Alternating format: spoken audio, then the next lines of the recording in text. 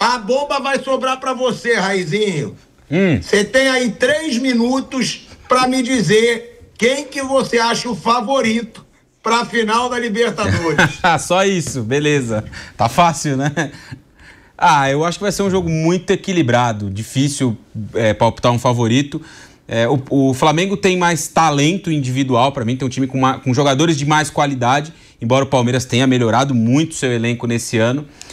O Palmeiras tem uma casca nesses jogos de Libertadores que o Flamengo adquiriu pra mim nessas últimas semanas aí, principalmente nesses duelos contra o Racing da Libertadores, mas muito difícil. Daqui até lá tem muita coisa pra acontecer, né? Principalmente uma decisão de Campeonato Brasileiro nessa reta final e o título para um dos lados, que pode até ser definido até lá. Pode também fazer uma diferença do ponto de vista de confiança, mas eu acho que olhando para o horizonte da decisão, Pilhado, o Flamengo tem um problema importante para administrar. O Flamengo muito provavelmente não vai ter o Pedro na final, o Flamengo muito provavelmente não vai ter o Plata na final, embora diga aí que vai tentar um recurso e tudo mais, e pode ser que o Bruno Henrique também não esteja à disposição. Talvez ele seja julgado, né? Que isso é uma palhaçada que o STJD também está fazendo em relação a esse caso, né? Julgou, anulou, aí marca uma data para julgar, adia. Marca uma data para julgar, adia. Mas enfim, pode ser que até lá ele também seja confirmada aí a sua punição e ele não jogue. Então, se isso acontecer, o Flamengo não vai ter um jogador de ataque, não vai ter um atacante para atuar no comando ofensivo do time nesse confronto, né? 2 desses jogadores provavelmente não estarão. O Pedro, acho muito difícil que se recupere daqui até lá, e o próprio Plata pela suspensão. Então o Bruno Henrique vai ter essa questão pra gente observar. Se o Flamengo não tiver nenhum atacante de ofício, eu acho que ele sai um pouco atrás. Ele vai sair um pouco atrás nessa decisão do ponto de vista de poder de fogo. É um time com a defesa muito sólida, muito forte, mas sem poder de fogo em um jogo como esse. O Flamengo que tem tido problemas para atacar, eu acho que pode ser um ponto de atenção numa final. Então esse aspecto eu acho que a gente precisa ficar de olho aí nessas próximas semanas para ver que peças de ataque o Felipe Luiz vai ter à disposição para essa final. Ô Pilhado. Oi. Pintou uma informação aqui, o Chalde, acabando o jogo lá no Allianz Parque, ele foi chamado para uma entrevista e disse o seguinte: a CBF vai oficialmente propor a transferência da final para o Brasil. Quem comprou passagem para Lima, faça o que quiser com ela. Ele já tem, inclusive, 2 sedes que aceitam bancar toda a estrutura que for necessário, que é Belém, né? Já aproveitando a estrutura da COP, né? E Brasília também aceitaria fazer a final. Então ele vai propor que a final seja no Brasil. E eu tô falando sério, não é gozação, não. Eu achei engraçado porque tem amigos que compraram passagem e tal. Mas ele tá propondo Brasília e Belém. Em relação a Belém, ele tá muito mal informado. Flávio Prado, eu acho que nós, como grandes amigos, devemos procurar pares em Lima, onde passe esse jogo Isso. interno. Comendo ceviche, come ceviche e vê o jogo em Brasília, por exemplo. Pô, o estádio do Mané Garrincha tá fechado, acho que fica legal. Isso, e é mais perto, é mais barato, tem mais hotéis. Vai lá arrumar sorteio pra fazer esses negócios que ele faz lá e tal. Brasília é uma cidade broxante pra ter um jogo desse tamanho. Não, é legal, pô. Pelo amor For de em Brasília eu vou. Não. For em Brasília E outra coisa, em relação a Belém, eu não sei como é que ele tem essa ideia, porque no dia da COP, no dia da final da Copa Libertadores, acaba a Série B. E o Remo tem jogo decisivo. A final de campeonato. Preliminar. Faz a preliminar da Libertadores. Remo, olha, pessoa que festa do Remo. Remo e Goiás. Isso. Bom, eu vou ter que ler aqui, o Flávio Prado, né? Pra gente trazer o gigantismo do Abel Ferreira, né? Ele sendo chamado aqui nas redes sociais de Senhor Libertadores, né? Também podemos chamar de Mister Libertadores. Abel Ferreira, 6 participações em Libertadores, 5 semifinais, vai agora para a 3ª final e 2 títulos. 2 títulos de Libertadores tem o Abel Ferreira. Ou seja, ô Flávio Prado, eu sei que você tem seus questionamentos, eu sei que você não é um fã do Abel Ferreira como eu. Não. Mas eu sei. Você não precisa concordar que isso eu já sei. Mas o que eu quero te dizer, Flávio, é o seguinte, e aí, juro que eu não acho que eu tô exagerando. Esse cara tá entrando pro hall dos maiores treinadores da história do futebol brasileiro, Flávio. Tá entrando, não é nem só do Palmeiras, porque eu acho que do Palmeiras ele já é o maior. Pode não ser o melhor para você, tá? Que eu sei que você já disse que o Vanderlei Luxemburgo para você foi melhor, mas para mim de maior não tem nem comparação mais. É o Abel Ferreira, até porque é o cara que opta por ficar no Palmeiras por 5 anos. É muito difícil. Muitos apoiam frouxidão. Muitos falam assim, já ganhou muito. É hora de ir embora. É bom ele ir embora por cima. Não vai embora por baixo. Ele não. Ele fica. Ele continua ganhando. Ele continua disputando. Ele continua chegando em finais.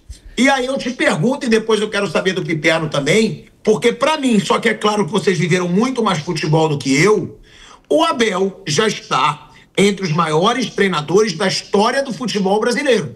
A gente fala de um cara que tem 2 Libertadores, 2 brasileiros, Copa do Brasil, que tem 6 participações em Libertadores, 5 semifinais e agora vai para a 3ª final e 2 títulos, pô. Esse cara é muito grande. Já é um gigante do futebol brasileiro, o Abel Ferreira, Flávio. Bom, eu prefiro o Tele Santana, eu prefiro o Luxemburgo, eu prefiro o Filipão, mas aí é questão de gosto. Caras que ganharam com mais de um time, né? E em termos de conquistas, o Luiz Alonso Pérez Lula, com o time do Pelé, conquistava muito mais coisas. De novo, o Abel Ferreira fez história num Palmeiras que nunca teve uma estrutura como tem hoje. Nunca, nunca. Nem nas academias, nada. E essa estrutura vem acompanhada de uma deficiência dos seus grandes adversários. Então, o Palmeiras, ele fez um trabalho fantástico, que começa com o Paulo Nobre, prossegue com o Gagliotti, prossegue com a Leila, e aí monta uma estrutura espetacular, e em cima dessa estrutura espetacular, ele vai e faz um trabalho que obtém resultados, sem dúvida nenhuma, não dá para discutir com números, é bobagem fazer isso. Eu gostaria muito que o Luxemburgo tivesse recebido essa mesma estrutura, gostaria de ver o Filipão trabalhando com uma estrutura desse porte, né? Porque na época da Parmalat era uma guerra lá dentro. Havia uma briga, os caras boicotavam a Parmalat, tinha jogador que ganhava um valor, outro ganhava outro e tal. E essa estrutura vem acompanhada só de um adversário, que é o Flamengo. Os outros, o Corinthians, o São Paulo, o Santos, desapareceram. Os times do Rio de Janeiro, nada. Os times da Argentina, Boca e River, Estudiantes, Independiente, nada. Nacional e Peñarol, esses times todos desapareceram. Então, são circunstâncias que não tiram o mérito dos times, mas mérito principal, Palmeiras, estrutura do Palmeiras, estrutura do Flamengo, esses merecem ser reverenciados. E o Abel está lá nessa estrutura e está conseguindo fazer o trabalho dele. Aí, no momento que ele sair de lá e conseguir fazer em outro time, eu vou, opa, peraí, o cara realmente, né? Tipo o Filipão, que faz no Grêmio, faz no Palmeiras, faz na seleção brasileira, faz na seleção portuguesa. Você falou, opa. Luxemburgo, que faz em vários lugares. Tele, que fez em vários lugares, basicamente, principalmente no São Paulo, mas fez no Palmeiras, fez no Atlético Mineiro, fez na seleção brasileira, né? Então, é um treinador que talvez seja um treinador importante. Hoje ele tem uma vantagem muito grande sobre os outros, muito grande. Bom, ele está conseguindo fazer essa estrutura do Palmeiras ser bem aproveitada? Sim, isso é um mérito que ele tem. Isso é um mérito que ele tem. Mas realmente é mais ou menos o que fazia o Luiz Alonso Pérez quando tinha o time do Pelé. O time do Pelé ganhava tudo. Era o time do Pelé, né? E hoje o Palmeiras e o Flamengo são os Pelés da estrutura. Então, como é que você vai jogar com o time do Santos?